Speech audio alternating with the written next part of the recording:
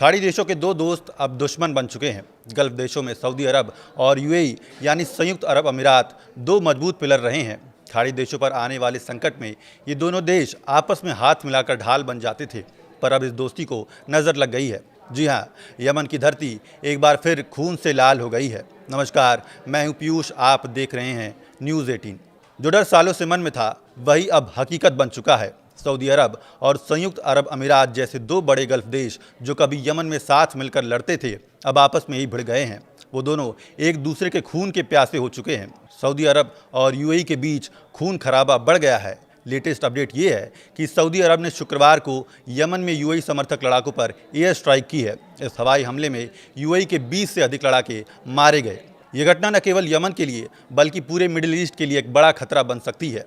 पिछले कुछ दिनों से दोनों देशों यानी सऊदी और यूएई के बीच तनाव बरकरार था, मगर अब यह खुली जंग की शक्ल ले चुका है।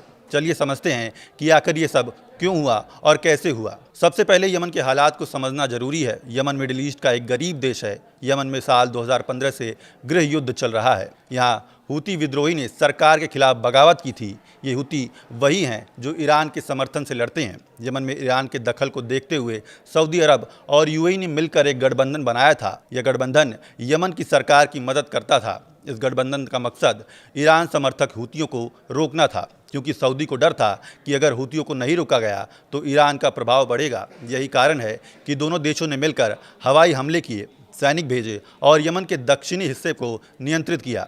यमन में काफ़ी समय से दोनों देशों की सेना साथ में थी, मगर समय के साथ चीज़ें बदलने लगी।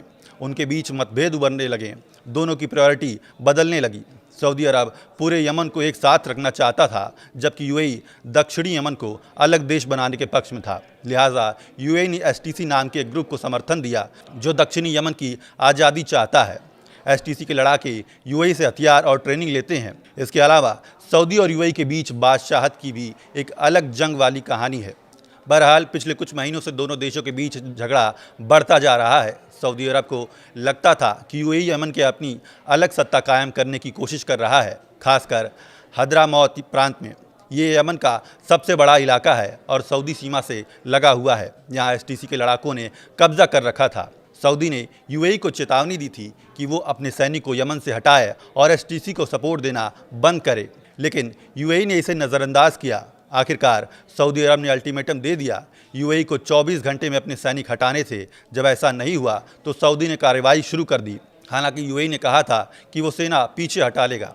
अब 2 जनवरी 2026 को सऊदी अरब के नेतृत्व वाले गठबंधन ने यमन के हद्रामौत प्रांत में एसटीसी के कैंपों पर हवाई हमले किए हैं। इन हमलों में कम से कम 20 एसटीसी लड़ाके मारे गए और कई घायल हुए हैं।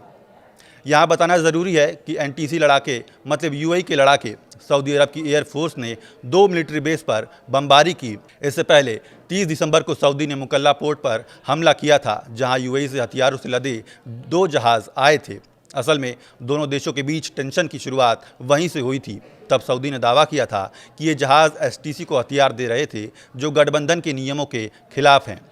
इन हमलों में एसटीसी के कई वाहन और कैंप तबाह हो गए। यूएई समर्थित एसटीसी ने इसे खुद युद्ध की घोषणा बताया और कहा कि वे सऊदी समर्थित फोर्सेस से लड़ेंगे। एसटीसी ने आरोप लगाया कि सऊदी मुस्लिम ब्रदरहुड, अल-कायदा और हूतियों के साथ मिलकर हमला कर रहा है।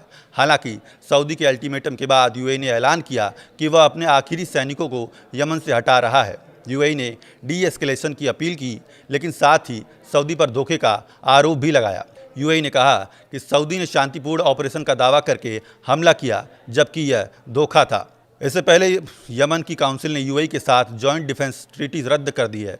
अब सवाल ये है कि क्या ये टेंशन और बढ़ेगी। सऊदी और यूएई दोनों ही तेल के बड़े उत्पादक हैं और उनके बीच झगड़ा पूरे क्षेत्र की स्थिरता को प्रभावित कर सकता है।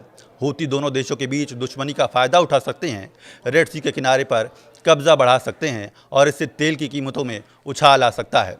फिलहाल इस वीडियो में इतना ही। देखते रहिए न्यूज़ 18।